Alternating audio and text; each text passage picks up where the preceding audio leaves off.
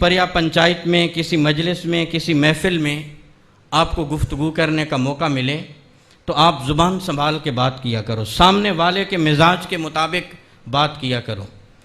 क्योंकि तुम बात कर रहे होगे, वहाँ पे कोई तुम्हारे बाप की उम्र का बैठा होगा, कोई तुम्हारे दादा की उम्र का बैठा होगा, कोई इमाम मस्जिद बैठा होगा, कोई स्कूल टीचर बैठा होगा, कोई मोहल्ले का मुअज्जिज़ सफ़ेद दाढ़ी वाला शख्स बैठा होगा। तो इसलिए लोगों को देख के उनके मिजाज के मुताबिक बात किया करो। और सिर्फ़ ये हुज़ूर अलैहिस्सलाम ने हमें तालीम नहीं दी, बल्कि इसका प्रैक्टिकल करके दिखाया। हुज़ूर तशरीफ़ फरमाते, हुजरा मुबारक के अंदर टेक लगाई हुई थी, मुबारक पिंडली से कपड़ा भी उठा हुआ था। हुज़ूर किसी चीज़ के बारे में सोचो विचार फरमा रहे थे तो दरवाज़े पे दस्तक हुई। पूछा कौन? अर्ज़ की कि अबू बकर हूँ। हुज़ूर अलैहिस्सलाम ने फरमाया कि आ जाओ।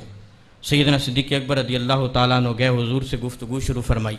कुछ ही लम्हे गुजरे तो फिर दरवाज़े पे दस्तक हुई। पूछा कौन? अर्ज़ की कि उमर हूँ। तो हुज़ूर ने फरमाया कि अंदर आने दो। हज़रत उमर रज़ियल्लाहु ताला अन्हु भी आ गए और वो भी हम कलाम हो गए।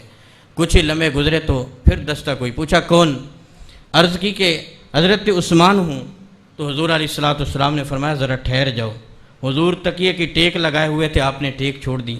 मुबारक पिंडली से कपड़ा उठा हुआ था, हुज़ूर अलैहिस्सलाम ने उसको दुरुस्त किया, बैठ गए, कपड़े दुरुस्त फरमा लिए, फरमाया कि अंदर आने दो। हज़रत उस्मान गनी रज़ियल्लाहु ताला अन्हु अंदर आ गए। अब ये तीनों दोस्त हुज़ूर से महवे गुफ्तगू रहे, जितनी देर उन्होंने चाहा कलाम किया।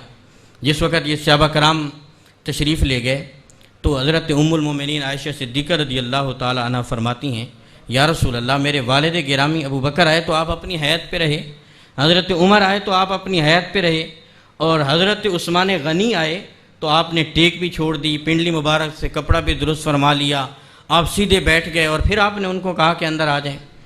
तो नबी करीम सल्लल्लाहु अलैहि वसल्लम ने फरमाया कि आयशा, मैं उसका हया क्यों ना करता जिससे अल्लाह के फ़रिश्ते भी हया फरमाया करते हैं। कामिलिल हयाए वल ईमान, ये हज़रत उस्मान गनी के बारे में आता है ना कि आप हया और ईमान की तकमील करने वाले थे।